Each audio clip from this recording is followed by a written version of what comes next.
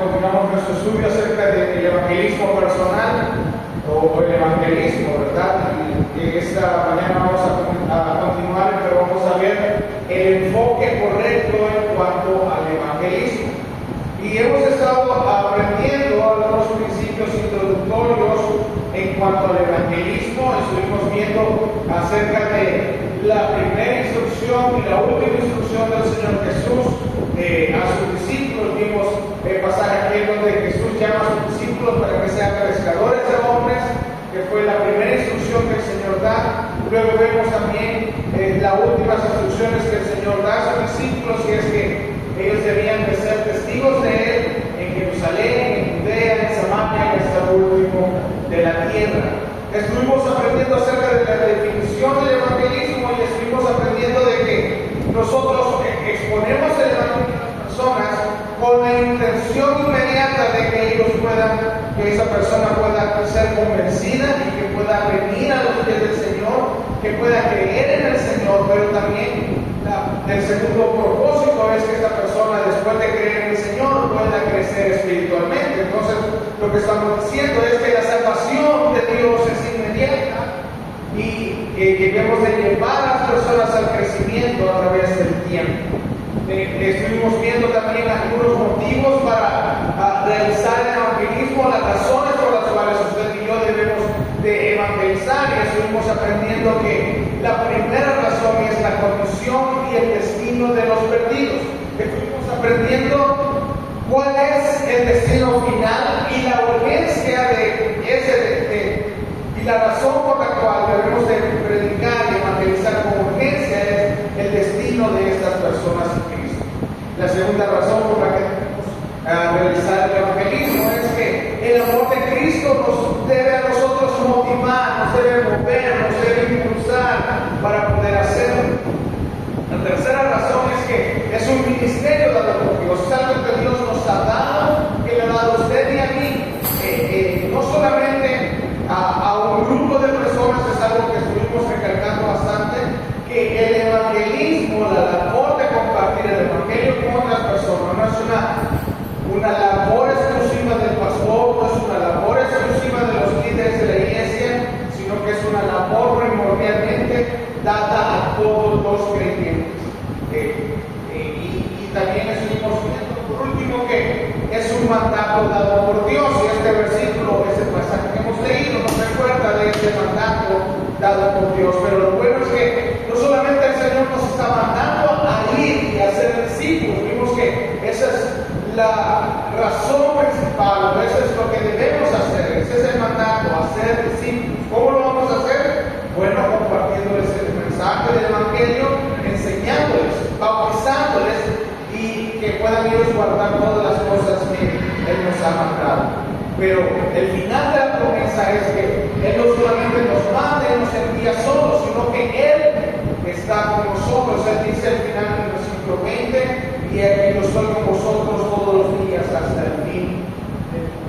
Esta mañana quiero que veamos acerca del poder que Dios nos ha dado o nos da para poder realizar esta labor, esta tarea, y también la habilidad que Él nos da para poder hacerlo. El poder y la habilidad que Dios nos da para poder llevar a cabo la labor evangelística. Y algo que debemos de recordar es que la salvación no depende de nosotros.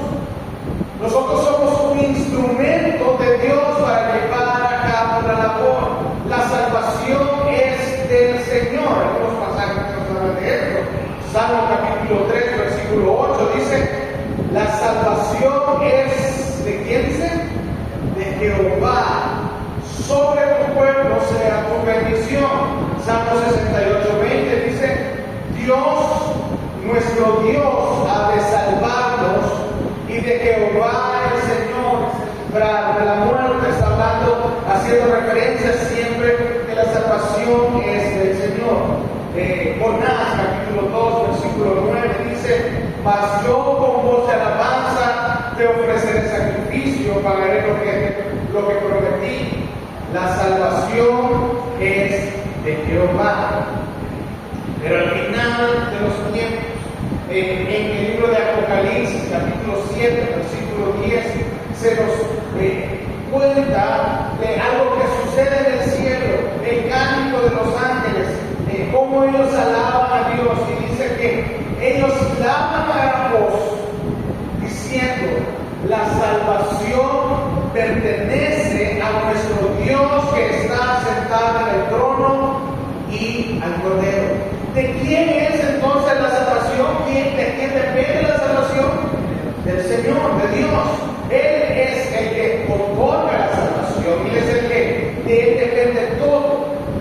No, nosotros solamente somos un instrumento. Entonces, significa que el evangelismo es la obra de Dios. El llevar a cabo la labor del evangelismo es llevar a cabo la obra de Dios. Porque el evangelismo es del Señor, es por el Señor y para el Señor. No es para nosotros, no es por nosotros, no es, sino que es del Señor, por el Señor y para el Señor. Él necesita estar en el centro de todo. La única manera en que el evangelismo pueda funcionar es que Él esté en el centro, que Él sea el que lleva a cabo todo, el que coordina, el que provee todo. Por esa razón es que estamos estudiando, estamos aprendiendo, estamos repasando para aquellos que tal vez ya lo han visto y lo han olvidado. La salvación depende del Señor, la salvación es del Señor. Usted y yo solamente somos un instrumento de Dios para poder ser usados, para poder atraer a las personas para que puedan conocer acerca del Señor. Ahora, nosotros podemos hacerlo con total confianza en llevar a cabo la labor, de que no vamos a quedar avergonzados, de que no vamos a prometerles o ofrecerles una salvación a las personas que al final no funcione o que al final no sea como lo estamos planteando, lo estamos exponiendo, cuando realmente estamos exponiendo el verdadero mensaje del Evangelio. Debemos hacerlo con la confianza de que las cosas se van a llevar y se van a dar así como la palabra de Dios lo dice. Cuando ofrecemos un diferente evangelio al cual es el verdadero evangelio, entonces ahí sí podemos quedar como mentirosos. Pero cuando ofrecemos el verdadero evangelio que hemos visto que el evangelio es, vamos a ver, ¿se recuerda qué es el evangelio? Ya fue crucificado, sepultado y resucitado. Ok, Margarita, repite, hermana ahí, ¿qué decía? ¿Qué es el evangelio? La muerte, sepultura y resurrección de nuestro Señor Jesucristo. Eso, así se resume el Evangelio.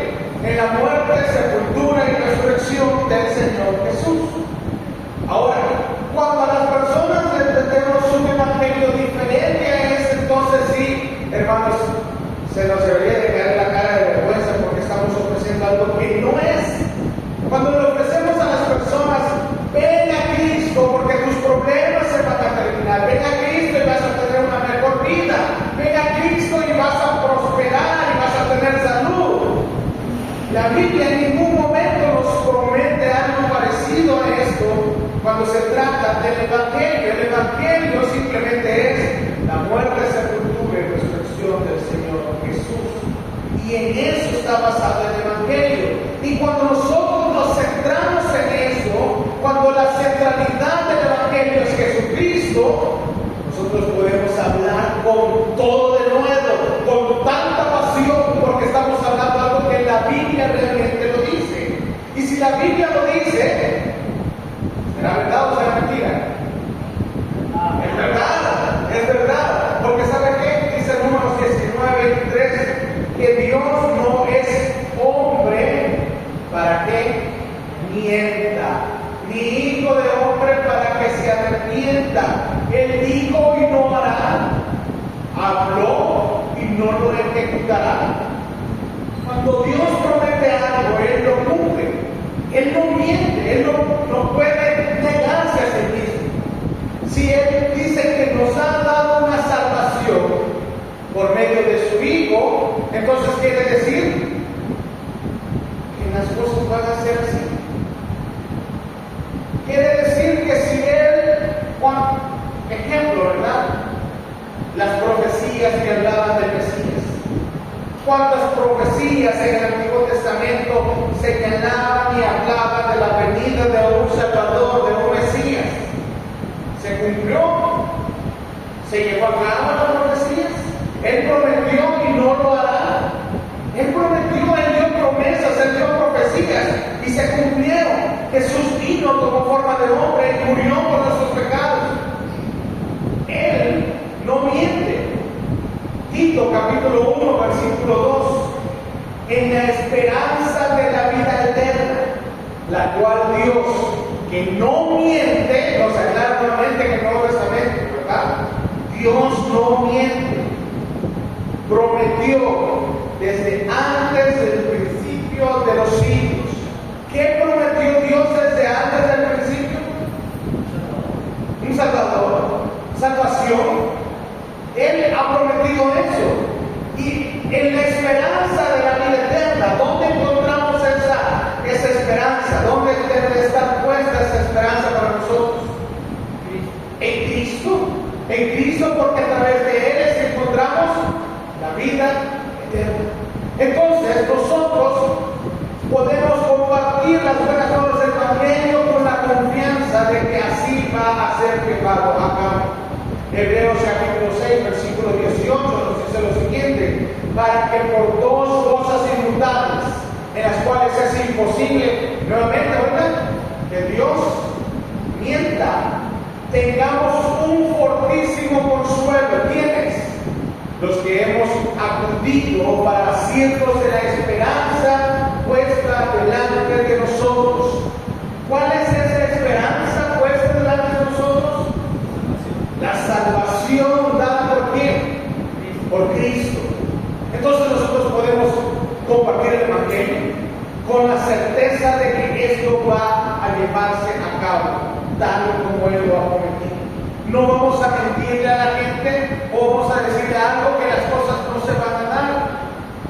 Porque si la Biblia dice que la salvación es para todos y la salvación es dada a aquellos que ponen su confianza en Cristo, entonces nosotros podemos compartir ese Evangelio con total seguridad, con total confianza, porque Dios va a salvar a las personas.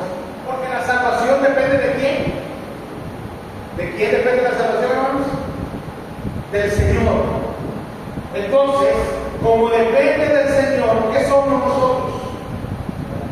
Instrumentos. Fielmente Dios le ha provisto la habilidad y el poder divino para evangelizar. Eso es algo que Dios nos ha dado a nosotros, el poder divino de parte de Él para que nosotros podamos llevar a cabo esa labor, para que nosotros podamos evangelizar. Lucas capítulo 24, versículo 49 dice: he aquí, yo enviaré la promesa de mi Padre sobre vosotros, pero quedaos vosotros en la ciudad de Jerusalén hasta que seáis investidos de poder desde lo alto. Este es el Señor Jesús antes de ser ascendido, antes de poder ir al cielo.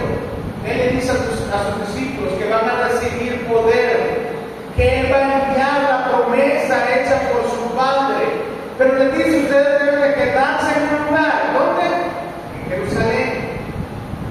Y van a quedarse ahí ¿hasta cuándo? Hasta que sean investidos de poder de lo alto, hasta que hayan recibido el poder que mi Padre ha prometido enviarles. Hasta ese momento ustedes van a estar en Jerusalén. ¿Se lleva a cabo esa promesa? Claro, se lleva a cabo esa promesa.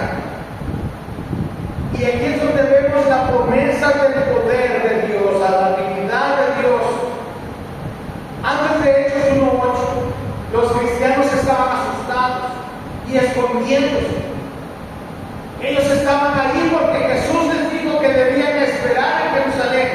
Pero vean lo que sucede.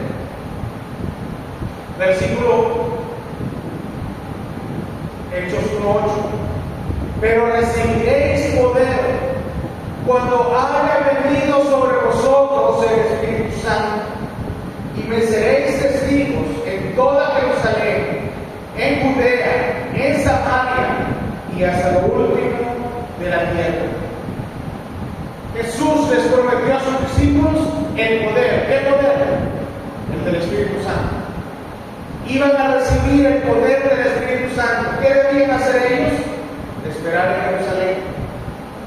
Los discípulos estaban, después de la partida del Señor Jesús al cielo, ellos se quedaron en Jerusalén, ellos estaban escondidos, estaban asustados, atemorizados. Pero cuando llegamos a Hechos capítulo 2, ellos reciben el poder que Jesús les había prometido, ¿cuál era ese poder? El Espíritu Santo. Ellos iban a recibir el poder del Espíritu Santo, y cuando ellos reciben ese poder que Jesús les había prometido de parte del Padre, ellos, ¿qué fue lo primero que hicieron después de haber recibido ese poder?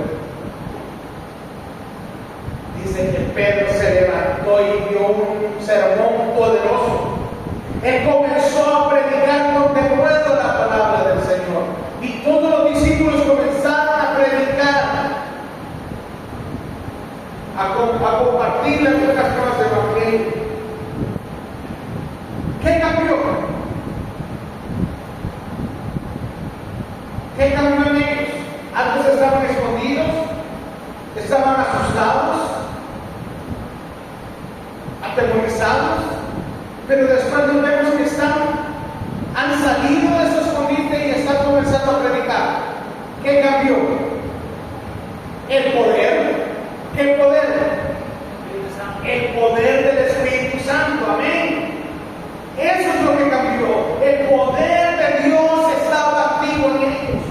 Y esto es algo que es un poder divino. Es el Espíritu Santo que lo hace posible. Dios nos permite a nosotros el privilegio de ser usados de esa manera. Dios nos ha dotado de ese poder a cada creyente. No era algo que solamente era una promesa para los discípulos en Jerusalén. No, era algo que Dios nos ha prometido, nos ha dado a cada creyente. Pregunta, hermanos, ¿en qué momento recibimos el Espíritu Santo? Cuando creemos, exactamente en el momento que usted creyó en el Señor Jesús, en ese momento usted fue lleno del Espíritu Santo. Desde ese momento usted tiene el poder de Dios. ¿Para qué? Para que nos sirva para evangelizar. Porque ¿sabe qué? Sin el Espíritu Santo, evangelizar es una pérdida de tiempo. No podemos compartir el Evangelio sin tener el poder del Espíritu Santo. Porque necesitamos depender del poder de Dios. Para que una persona pueda ser salva, necesita someterse bajo el Señor por medio de la fe en Jesucristo. Debe de creer en el Señor Jesús, en su obra redentora, en su muerte, sepultura y resurrección. Necesita reconocer que es pecador, arrepentirse de sus pecados y que no puede salvarse por sí mismo. Debe ser humilde, y eso no es fácil. El poder reconocer realmente que una persona es pecadora no es fácil. ¿Sabe cómo se puede hacer? ¿Sabe cuál es la única forma en la que las personas realmente pueden llevarse a que ellos puedan arrepentirse, que puedan reconocer su pecado y puedan reconocerse como pecadores? Por medio del Espíritu Santo. Sin eso es imposible. ¿Cuáles son las labores del Espíritu Santo? Convencer del pecado. En los inconversos, la labor del Espíritu Santo, en Juan 16:8 dice: y cuando Él venga, hablando del Espíritu Santo, convencerá a quién? Al mundo, a los pecadores, a los inconversos. ¿De qué los va a convencer? De pecado, de justicia y de juicio. Entonces, cuando nosotros estamos compartiendo el Evangelio con alguien, ¿quién nos está apoyando? El Espíritu Santo. Nos está dando poder a nosotros para poder testificar. Pero también está haciendo otra labor en la otra persona. ¿Qué labor está haciendo en el converso? Convenciéndolo. ¿De qué? De que es un pecador. Para que pueda escuchar y pueda creer a las palabras que les estamos compartiendo del Evangelio. Esa es la labor del Espíritu Santo. Entonces nosotros debemos de dejar que Dios obre por medio de nosotros. Debemos de dejar que Dios obre por medio nuestro. ¿Cómo lo podemos hacer? Bueno, depende de nuestro caminar, ¿verdad? Cuando nosotros tenemos un caminar digno en el Espíritu Santo, agradando al Señor, caminamos por fe en Dios y estamos siendo llenos de la sabiduría de Dios, del conocimiento de Dios por medio de qué? Por su palabra. El Espíritu Santo comienza a obrar en nosotros y entonces nosotros caminamos y andamos en dependencia del Espíritu Santo. Esa es la idea básica de la vida de cada creyente. Debemos aprender a cooperar con Dios. Necesitamos ser llenos del Espíritu Santo. O sea, cuando hablamos de llenura del Espíritu Santo, no estamos hablando de que le pidamos al Señor que nos demande su Espíritu. ¿Por qué? Él ya nos lo dio. ¿En qué momento nos dio el Espíritu? Cuando creímos. ¿Nos dio una parte del Espíritu? No, nos dio completamente el Espíritu. Entonces, cuando hablamos de una llenura del Espíritu Santo, estamos hablando más de que somos nosotros que debemos permitir que Él tome control de nosotros. Es permitir que Él tome control de nuestra vida, que Él sea el que nos guíe. Porque depende de nosotros que tanto queremos que Él nos controle. Porque cuando nosotros, como creyentes, creemos en el Señor, sí hemos recibido el Espíritu Santo, pero podemos caminar de dos maneras como creyentes: siendo guiados por el Espíritu Santo y siendo guiados por la carne. De esas dos maneras es que puede andar un creyente: la carne o a través del Espíritu. Cuando yo le digo al Señor: Señor, yo quiero que me uses y yo te entrego mi vida, pero mira, Señor, por aquí está este cuartito, aquí está esta parte de mi vida que ahí la tengo bajo llave, esa parte no, ahí no puedes estar, no puedes habitar, porque esa parte yo la controlo, esa parte yo la tengo ahí reservada para cuando tengo mis escapaditas, cuando tengo ahí un tiempo libre y puedo hacer cosas pues que no son muy correctas, ¿verdad? Pero Señor, aquí estoy, contrólame. ¿Le estamos entregando el 100% el control del Espíritu a Dios? No, estamos dejando una parte. Entonces, cuando hablamos de que necesitamos ser llenos del Espíritu, es que somos nosotros que permitimos que Él nos guíe. En la medida que nosotros dejamos que Él nos guíe, ¿de qué tanto porcentaje estamos hablando de nuestra vida que le hemos entregado? Cuando nos damos cuenta de que si no estamos conectados con Él, las cosas no funcionan de la misma manera. Pero cuando estamos conectados con Él y estamos en una buena relación con Él, dependiendo de Él, permitiendo que Él nos llene de su palabra, nos dé sabiduría, entonces ahí es donde sí estamos realmente dejándonos ser usados y guiados por el Espíritu Santo. El evangelismo no es un diálogo. El evangelismo es un triálogo, porque depende de tres personas. Nosotros como expositores del Evangelio, la persona que nos está escuchando y el Espíritu Santo. Es un triángulo, porque un diálogo es entre dos personas, pero este es un triángulo donde se involucran en la conversación el incrédulo, nosotros y el Espíritu Santo. Así que yo veo que hemos visto que es el evangelismo, hemos visto los motivos para llevar a cabo el evangelismo, hemos visto la necesidad de depender del Espíritu Santo y cómo debo de permitir en mi andar diario ser tocados por el Espíritu Santo. Ahora la pregunta es, ¿cómo voy a comenzar? ¿Debo ir puerta por puerta? ¿Debo de hacer mis propios folletos para evangelizar? Bueno, veamos que el evangelismo es una forma de vida. La Biblia dice que el evangelismo es un estilo de vida, una forma de vida.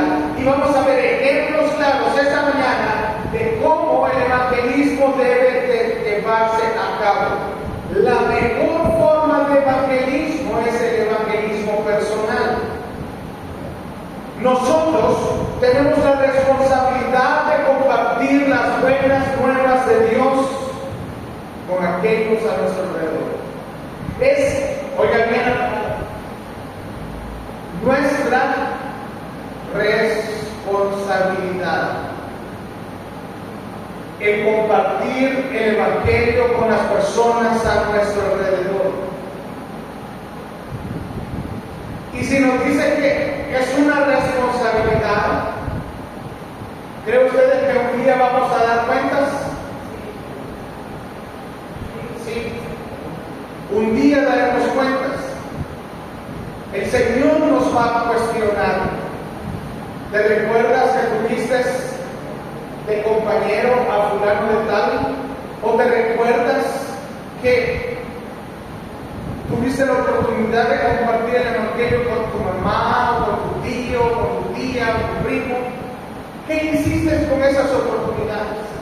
¿Qué hiciste con esas personas ahí a tu alrededor? Y ahí es donde va a haber cuestionamiento de parte de Dios, porque es una responsabilidad nuestra.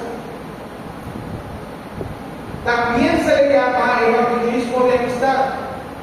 Eso tiene que ver con personas en la esfera de nuestra vida, nuestros vecinos, nuestra familia extendida, las personas con quienes trabajamos, nuestros amigos, las personas que conocemos. Todos tenemos relaciones con otras personas en estas áreas. Por nacimiento, y por eso se llama evangelismo personal, porque es con las personas cercanas a nosotros, es personal porque es de nosotros a ellos, o sea, de uno a uno, ¿sí? Ese es el evangelismo más efectivo, el evangelismo personal, y todos tenemos personas en esas áreas, ya sea por nacimiento, y esas son las áreas en las que nosotros podemos influenciar en la vida de esas personas, ya sea por nacimiento, en los parientes, en la familia común o en la familia extendida, ¿verdad? En la familia de mi esposa o de mi esposo. También tenemos en la comunidad en común, en nuestro empleo, en nuestro lugar de trabajo, en nuestro lugar de estudio, con nuestros vecinos en la comunidad, en el lugar donde yo vivo, con nuestros amigos, con las personas que compartimos intereses en común, ya sea de si vamos a jugar fútbol, salimos a comer o compartimos un tiempo platicando. Esas personas a mi alrededor son las personas que cuentan. Eso incluye a los médicos, doctores, peluqueros, todos vamos a la peluquería, ¿verdad? O a la sala de belleza, a la tienda donde vamos a comprar. Todos tenemos oportunidad de poder compartir el Evangelio con esas personas. Y Dios ha puesto personas a nuestro alrededor para que sea una oportunidad para nosotros, para poder compartir el Evangelio con ellos. todos los aspectos de nuestra vida tenemos personas a nuestro alrededor. ¿Y sabe qué? Dios ha elegido a ti y Dios me ha elegido a mí para que podamos compartir el Evangelio con estas personas. ¿En dónde? A nuestro alrededor. Algunos ejemplos en la Biblia. El ejemplo del endemoniado Gadareno fue sanado y fue enviado con su familia. Vean, en Marcos capítulo 5, versículo 19 al 20.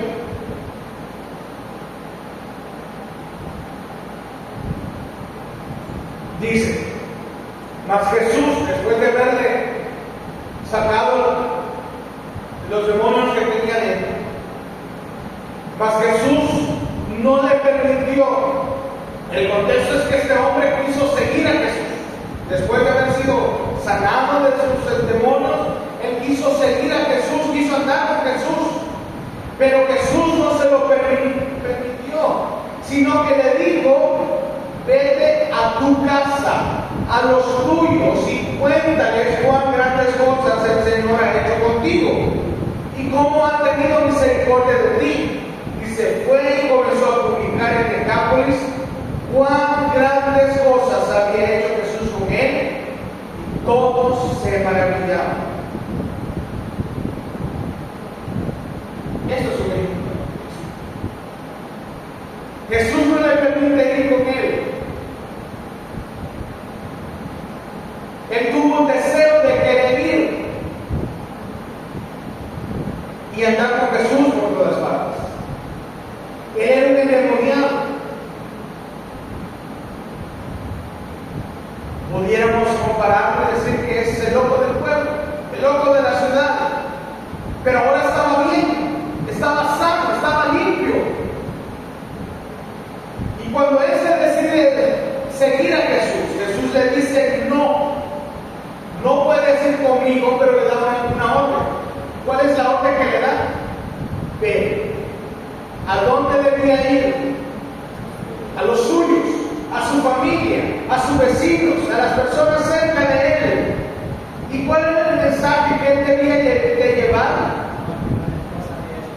Cuán grandes cosas ha hecho Dios por ti, cuán grandes cosas el Señor ha hecho contigo.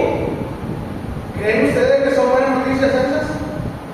Claro que sí, son buenas nuevas, son buenas noticias.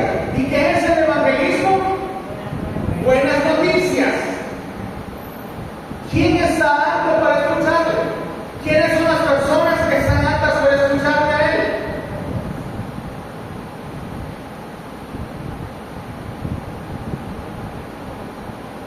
¿Quién creen ustedes que pasa para que les escuche? ¿Su vecino o un desconocido?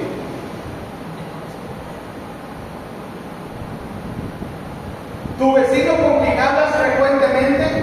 ¿Tienes relación cercana o un desconocido en la calle? ¿Con quién crees que tienes más oportunidad? Con el vecino. Y esto es lo que Jesús le dice a este hombre.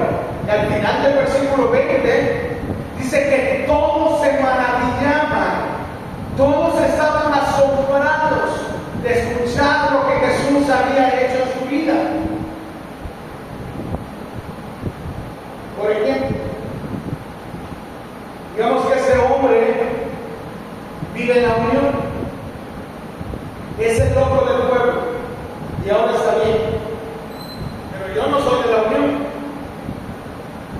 Yo recién acabo de venir a la ciudad y lo conozco, le escucho hablar, le escucho compartir lo que Jesús hizo por él, pero yo no le conocía. ¿Creen ustedes que va a tener el mismo impacto en alguien que no es de la unión a alguien que sí le ha conocido? Va a tener más impacto con las personas que le conocen. Pero la gente de la unión que le conoce puede ver el gran cambio que hay en su vida y se maravillan de lo que Dios ha hecho en él, porque le conocieron de antes. Y la manera más efectiva ha de realizar el evangelismo es de esta manera. Es el evangelismo relacional, el evangelismo uno a uno, el evangelismo personal, de amistad, con las personas que tenemos a nuestro alrededor. ¿Y sabes qué? Este tipo de evangelismo dura mucho, puede funcionar por mucho tiempo. Otro ejemplo de dos hermanos, Andrés y Pedro, en Juan capítulo 1, 35 en adelante, dice: el siguiente día otra vez estaba Juan y dos de sus discípulos, y mirando a Jesús que andaba por ahí, dijo: he aquí el Cordero de Dios. Escucharon a Juan el Bautista, hablando de Jesús, y dice: he aquí el Cordero de Dios. Y volviéndose Jesús, y viendo que le seguían, les dijo: ¿qué buscáis? Ellos les dijeron: Rabí, que traducido es maestro, ¿dónde moras? Les dijo: venid y ved. Fueron y vieron dónde moraba, y se quedaron con el alegría, porque era como la hora décima. Andrés, hermano de Simón Pedro, era uno de los dos que había oído a Juan y habían seguido a Jesús. ¿Y qué es lo que hizo Andrés después de haber encontrado a Jesús? Vean lo que hizo Andrés después de haber encontrado a Jesús. Dice el versículo 41: este halló primero a su hermano Simón. ¿Y qué le dijo a Simón? Hemos hallado al Mesías, que traducido es el Cristo. Y le trajo Jesús. Y mirando a Jesús dijo: tú eres Simón, hijo de Jonás, tú serás llamado Cefas, que quiere decir Pedro. Note que en el versículo 41 lo que Andrés hizo primero fue ir y buscar a su hermano. ¿Qué es lo que le cuenta? Hemos hallado al maestro. ¿Y esa es la buena noticia? Claro que es una buena noticia. Él va y comparte con su hermano una buena noticia. Y él se la escuchó. ¿Por qué creen que la escuchó? Porque era su hermano. Porque le conocía. Por eso. Porque había una relación cercana. Y le dice: hemos encontrado al Mesías. Esa es una buena noticia. ¿Y qué hizo? Le trajo a Jesús. Andrés llevó a una persona a Jesús, a su hermano. ¿Quién era su hermano? Simón. Eso significa salvación inmediata. ¿Para qué? Para que aprendiera de Jesucristo. Eso lleva crecimiento espiritual. La expresión dice: y lo trajo, versículo 42. En el griego indica un sentido de urgencia, de rapidez, de apurado, demuestra la pasión por la cual Andrés fue y compartió el mensaje del Evangelio con su hermano Simón. Esa es la urgencia que nosotros debemos de tener para ir y compartir con nuestros amigos, con nuestros familiares. Pero también tenemos el ejemplo de un amigo, Felipe y Natanael. Juan 1:43. El siguiente día quiso Jesús ir a Galilea y halló a Felipe y le dijo: sígueme. ¿A quién halló Jesús primero? A Felipe. Y Felipe era de Bethsaida, la ciudad de Andrés y Pedro. Felipe fue y halló a quién? A Natanael. Y le dijo: hemos hallado a aquel de quien escribió Moisés en la ley, así como los profetas, a Jesús, hijo de José de Nazaret. Natanael le dijo: de Nazaret puede salir algo de bueno. Le dijo Felipe: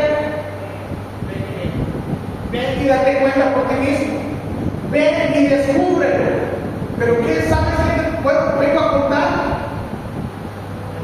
Que hemos hallado a aquel de que Moisés y los profetas han hablado. Hemos encontrado al Mesías. Él está contento de haber encontrado al Señor. ¿Y qué es lo primero que hace? Va y lo comparte con su amigo Natanael. Vemos otro ejemplo de cómo un amigo preocupado Pero también vemos por qué le escuchó Natanael a Felipe. Porque le conocía. Porque le conocía, porque era su amigo. No era un extraño el que lo conocía. Ahora, otro ejemplo más: Jesús y la mujer samaritana. En Juan capítulo 4, versículo 25, le dijo a la mujer: sé que ha de venir el Mesías llamado el Cristo. Cuando Él venga, nos declarará todas las cosas. Jesús le dijo: yo soy el que habla contigo. En esto vinieron sus discípulos y se maravillaron de que hablaba con una mujer. Sin embargo, ninguno dijo: ¿qué preguntas o qué hablas con ella? Pero esta mujer encuentra a Jesús. ¿Sabe qué es lo que hace esta mujer después de haber encontrado a Jesús y haber creído en Él? Después de haber conversado con Él, esta mujer va a su comunidad, va a los suyos. En el versículo 28 dice que entonces la mujer dejó su cántaro y fue a la ciudad y dijo a los hombres: venid, ved a un hombre que me ha dicho todo cuanto he hecho. ¿No será ese el Cristo? Entonces salieron de la ciudad y vinieron a Él. ¿Qué fue lo primero que la mujer hizo al encontrar a Jesús, al conocer a Jesús? Decir las cosas que no había. Fue y contó a otros. Fue y contó a otros. ¿A quiénes fue ella? La ciudad. A su comunidad, a las personas que le conocían. Ellos conocían su vida, conocían que había tenido 4 maridos y el que tenía no era de ella.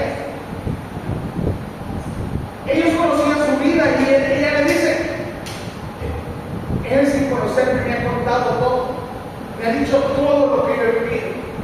¿No será ese el Cristo? Vengan y vean, conozcan ustedes. Pero ella fue y compartió con ellos lo que había encontrado. Y Jesús también se quedó con ellos un tiempo. Jesús estuvo con los samaritanos después de eso. Versículo 39. Y muchos de los samaritanos de aquella ciudad creyeron en Él por las palabras de la mujer, que daba testimonio diciendo: me dijo todo lo que he hecho. ¿Por qué creyeron? Por el testimonio de ella, por lo que ella les había dicho. Entonces vinieron los samaritanos a Él y le rogaron que se quedase con ellos, y se quedó ahí 2 días.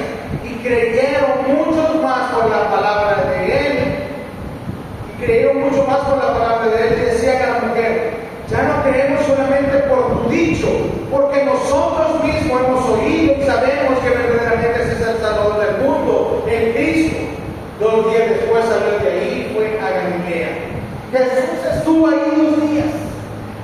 Pero yo me imagino que estos hombres que estuvieron escuchando a Jesús cuando le conocieron, fueron a la ciudad y trajeron a otras personas para que le conocieran. Y Jesús estuvo ahí 2 días compartiendo el Evangelio, compartiendo con los amigos de los samaritanos. Y eso con sus amigos. ¿Hubo una especie de campaña evangelística ahí? No. Solo fue un evangelismo personal. Jesús le compartió el Evangelio a una mujer. Y esta mujer fue a la comunidad y le compartió a los hombres. Estos hombres vinieron y escucharon a Jesús. Y ya no solo creyeron por lo que la mujer les dijo, sino por lo que habían escuchado de Jesús. Y estos fueron a su ciudad y trajeron a más personas, a sus amigos. Eso es evangelismo personal. No hubo una campaña evangelística, sino que fue un evangelismo de persona a persona. Y esto es, alguien dijo que el evangelismo es un mendigo diciendo a otro mendigo dónde he comido. Eso es. Pero, eso es un dicho. Déjenme y se lo muestro a mí. Segunda de Reyes.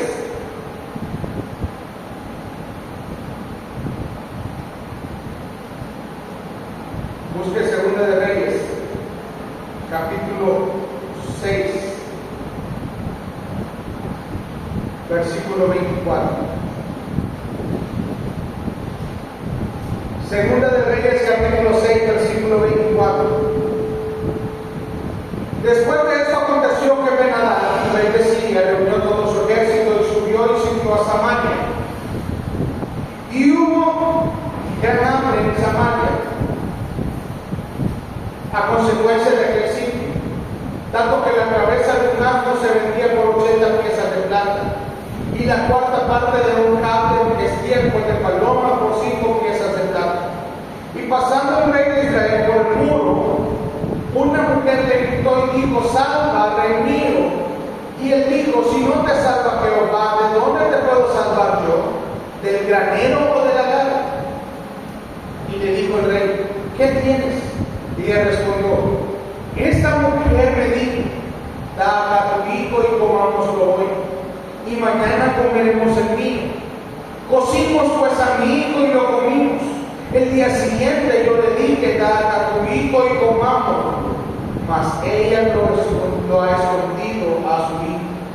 Cuando el rey oyó esas palabras de aquella mujer, rasgó sus vestidos y pasó así por el muro, y el pueblo vio el cilicio que traía interiormente sobre su cuerpo. Y él dijo: así me haga Dios en una añada si la cabeza de Eliseo, hijo de Safat, queda sobre el pollo. Y Eliseo estaba sentado en su casa, y con él estaban sentados los ancianos, y el rey envió a él un hombre, mas antes que el mensajero viniese, él dijo él a los ancianos: ¿no habéis visto cómo este hijo de homicida envía a cortarme la cabeza? Mirad pues, cuando viniera el mensajero, cerrad la puerta e impedirle la entrada. ¿No se oye tras él el ruido de los pasos de su amo? Aún estaba hablando con ellos, y aquel mensajero que descendía a él y dijo: ciertamente este mal de Jehová viene. ¿Para qué he de esperar más a Jehová? Aquí vemos a una ciudad sitiada.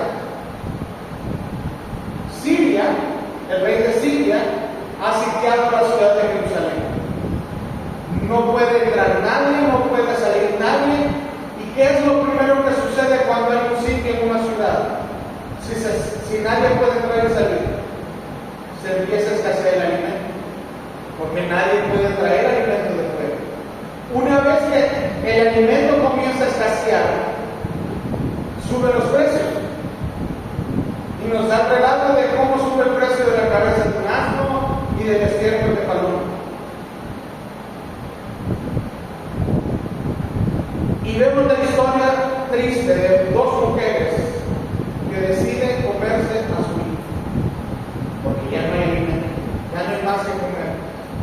Y ellos están encerrados, sitiados.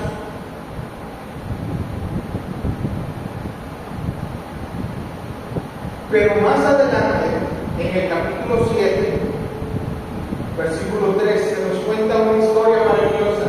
Tengan en mente esto. La ciudad está sitiada por el ejército de Siria. Versículo 3, capítulo 7. Había a la entrada de la puerta 4 hombres leprosos.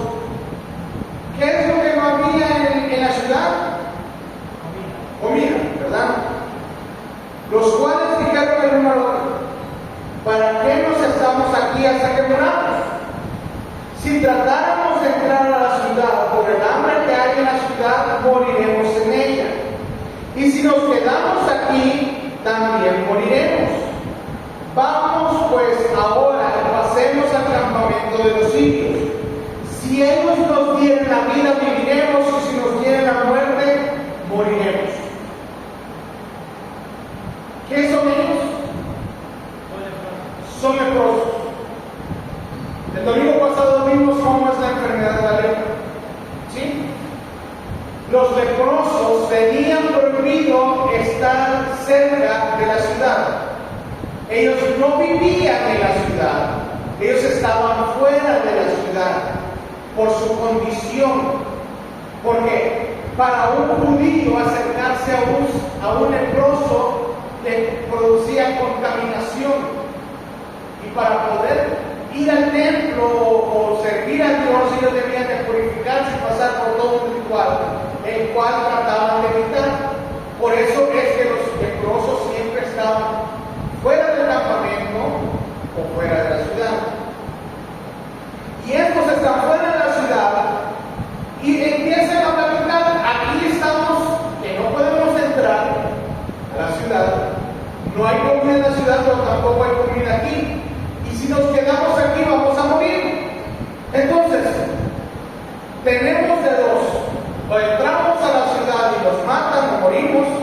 nos quedamos acá en donde estamos y morimos de hambre también, pero tenemos una tercera opción. Podemos ir al campamento de los sirios. Si los sirios deciden darnos la vida, vamos a vivir. Pero si deciden matarnos, ahí vamos a morir. Los sirios no tenían con respecto a los leprosos, muy probablemente pudieron haberse acercado. Versículo, veamos, 5. Se levantaron pues al anochecer para ir al campamento de los sirios. Ellos estaban fuera de la ciudad y decidieron ir al campamento de los sirios. Y llegando a la entrada del campamento de los sirios, no había allí nadie. ¿Por qué? Porque Jehová había hecho que en el campamento de los sirios se oyese estruendo de carros, ruido de caballos y estrépito de gran ejército. Y se dijeron unos a otros: he aquí el rey de Israel ha tomado sueño contra nosotros, a los reyes de los heteos y a los reyes de los egipcios, para que vengan contra nosotros.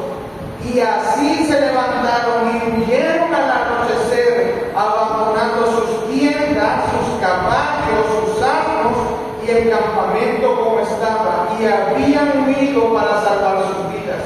¿Por qué huyeron? Porque Dios les trastornó la mente. Les hizo escuchar algo que no era real. ¿Puede hacer Dios eso? Sí puede. Dios es poderoso. Él hizo que ellos escucharan, oigan bien, estruendo de caballos y de carros, y que escucharan el tropel de esos caballos, y como que era un gran ejército el que se estaba acercando, y ellos decidieron huir por sus vidas, dejando todo en el campamento así como estaba. Ahí dejaron todo, sus pertenencias, sus ropas, sus alimentos, ahí tenían todo. Versículo 8.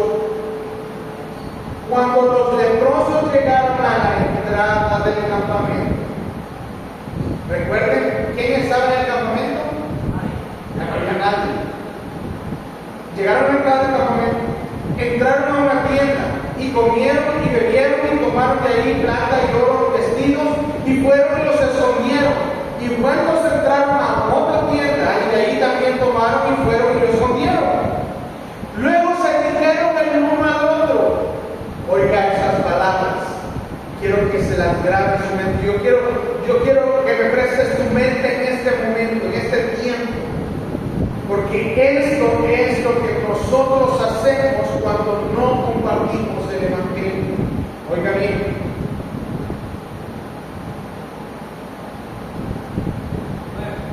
Versículo 9. Luego se dijeron el uno al otro: no estamos haciendo bien. No estamos haciendo bien.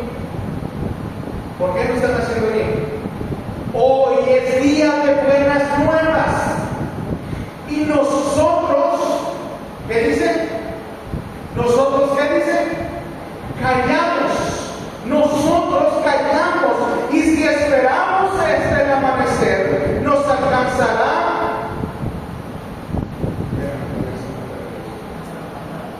Nos alcanzará nuestra maldad. Vamos pues ahora, entremos y demos la nueva en casa del rey. ¿Qué dijeron estos hombres? O sea, ¿qué es lo que ellos encontraron primero? ¿Qué encontraron? Suministro, recursos, alimento. ¿Qué estaba sufriendo el pueblo dentro de la ciudad? Hambre por la falta de alimento. ¿Y qué es lo que ellos encontraron desde el primer momento que llegaron al campamento? De todo. ¿Y qué es lo que hicieron al entrar a la tienda? Dice, comieron y bebieron. Ellos tenían hambre, se saciaron. Una vez que ellos se saciaron, dice que escondieron también tesoros y fueron a hacer una tienda y hicieron lo mismo. Pero en un momento dado, les hizo clic la mente. Y dijeron el uno al otro: hey, no estamos haciendo bien.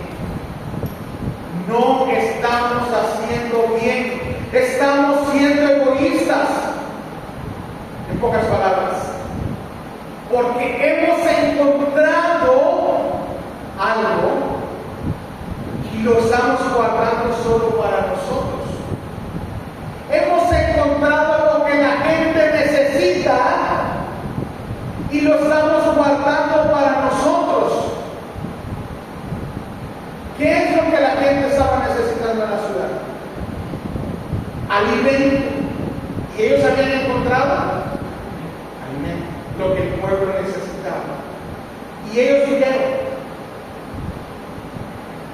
no estamos haciendo bien.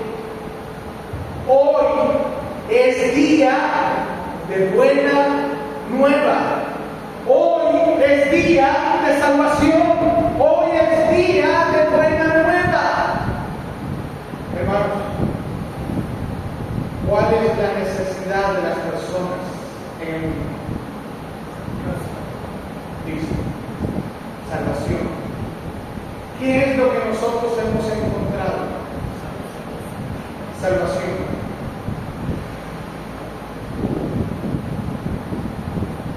¿Qué hacemos? ¿Qué hemos hecho? ¿Qué hemos estado haciendo durante todo lo que es el tiempo? Han habido muchas personas justificables para hacerlo fuera de las puertas de esta iglesia, sí. Para hacerlo públicamente, pero yo le pregunto,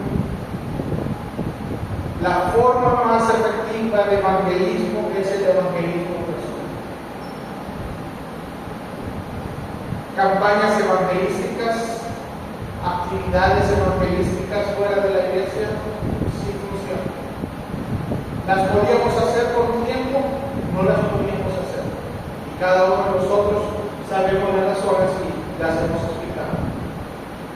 Pero yo le pregunto, hermano, ¿le impedía eso a usted compartir el evangelio con sus vecinos, con sus familiares, con sus compañeros de trabajo, con las personas a su alrededor? Yo creo que no. Todo ese tiempo hemos fallado eso. Nosotros, individualmente, cada uno de nosotros, hemos sido como estos leprosos en los primeros versículos del momento que encontraron el alimento. Nos saciamos nosotros, encontramos salvación para nosotros,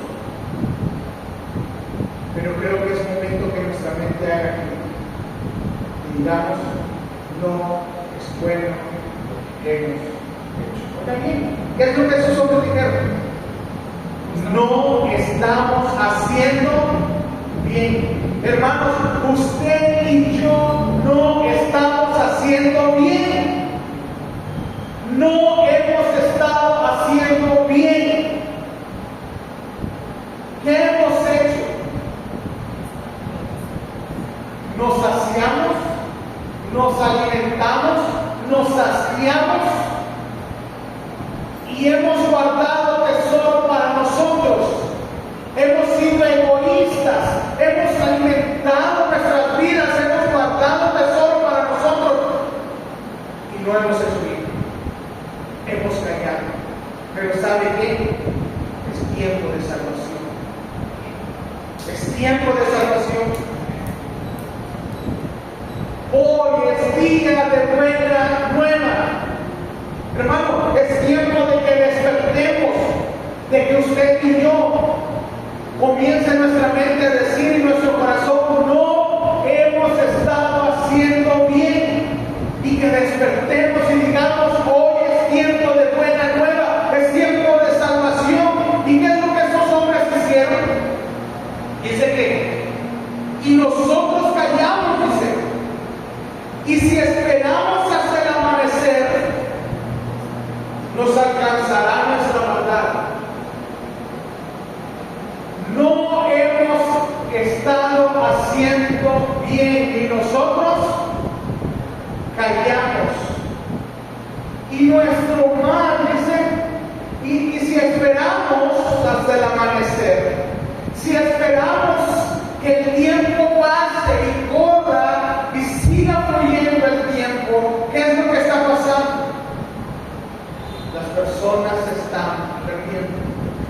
personas están sin escuchar el mensaje del Evangelio. Las personas que Dios no quiera a nuestro alrededor pueden partir sin haber escuchado el mensaje del Evangelio. Y ahí nos va a alcanzar a nosotros nuestra maldad. Así como estos hombres dicen, y si esperamos hasta el amanecer, nos alcanzará nuestra maldad. ¿Cómo puede alcanzarnos nuestra maldad? Cuando callamos y no hemos compartido a tiempo y la persona muere sin Cristo.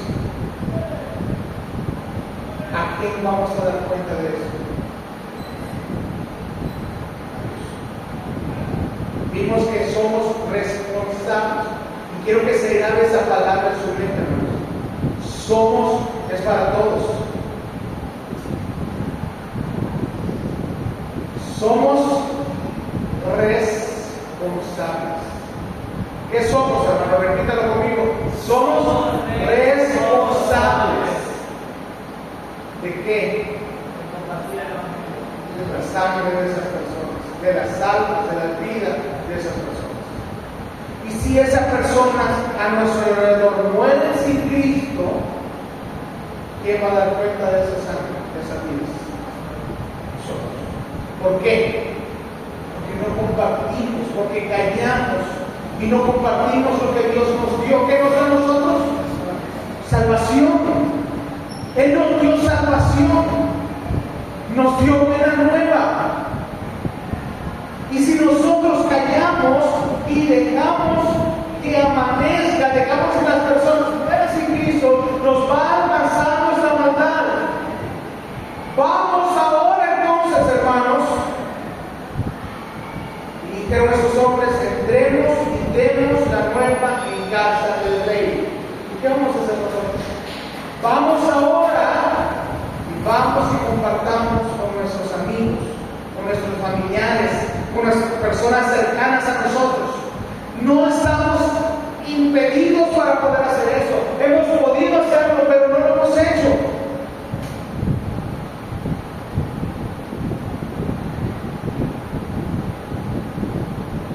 Yo no sé usted,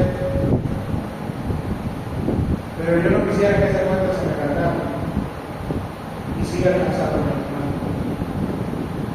Así que yo le digo, hermano, mire, yo sé que es un trabajo bastante duro, pero ¿sabe qué?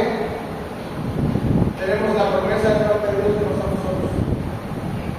Nos ha dotado del poder, de la habilidad para poder llevar a cabo.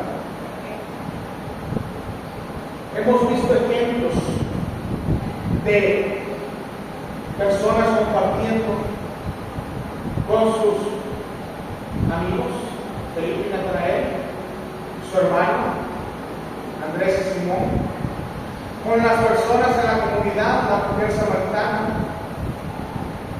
ejemplos claros de cómo nosotros debemos compartir el Evangelio. Y eso es como esos leprosos. Solo hay dos cosas que podemos hacer. Seguimos callados y esperamos que nuestro hermano nos alcance. O realmente despertamos y vamos y compartimos con las personas alrededor. Pero si seguimos callados, somos responsables delante de Dios. Y un día le vamos a dar cuenta. ¿Qué cuenta le vamos a dar al Señor? Eso es algo que usted debe responderse. Mi deber es enseñarle, mostrarle con la palabra lo que debemos hacer. Si digo el enemigo, hermano, mire, aprovechemos el tiempo. Porque el amanecer puede ser no solamente que la persona muera, sino que si esperamos al amanecer, esperamos hasta que Cristo venga, no sabemos cuándo puede venir. Como puede venir hoy, puede venir mañana, puede venir dentro de 20 o 30 años, 100 años. Pero si nosotros seguimos esperando el tiempo, nos va a alcanzar nuestra mano. Así que no, mi advertencia y mi llamado esta mañana es que realmente nos examinemos y evaluemos qué hemos hecho y qué debemos hacer. El mensaje ha sido claro, la enseñanza es clara. O somos egoístas y nos quedamos con lo que ya tenemos y seguimos alimentándonos y engordando espiritualmente y guardándonos el tesoro de la salvación para nosotros, nos vamos a ir pero algo tenemos que hacer. Amén. Amén. Amado Dios, gracias te damos porque tu palabra es clara. Señor, maravilla cómo tú dejas ejemplos en tu palabra del trabajo que realmente debemos hacer. Y la forma en que tu palabra dice que debemos llevar a cabo el evangelismo es personal, es de relaciones, es de amistades. Y el método más efectivo para compartir el evangelio es personal, de persona a persona, con las personas a nuestro alrededor. Tu palabra dice que somos responsables de la vida de esas personas, del destino de esas personas, porque nosotros hemos alcanzado salvación, nosotros debemos de compartir esa salvación con otras personas. Padre, has dejado este ejemplo en el Antiguo Testamento también, de 4 hombres que un día encontraron una buena nueva, encontraron la necesidad que el pueblo tenía. Ellos se saciaron, tenían la opción de poder quedarse para ellos lo que encontraron o compartir lo que habían encontrado con otros. Y ellos decidieron llevar buena nueva a su ciudad y compartir lo que con las personas y suplir su necesidad. En ese caso era la necesidad de alimento. Pero en nuestro caso sabemos que la necesidad de las personas en el mundo y las personas a nuestro alrededor es una necesidad espiritual.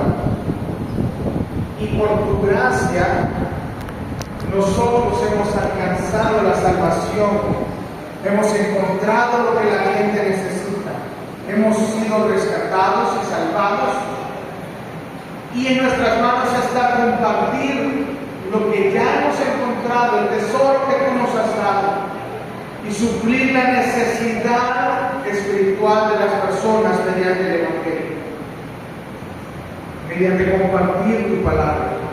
Señor, ayúdanos a poder llevar a cabo y tomar esta responsabilidad en serio y llevarla a cabo, Señor.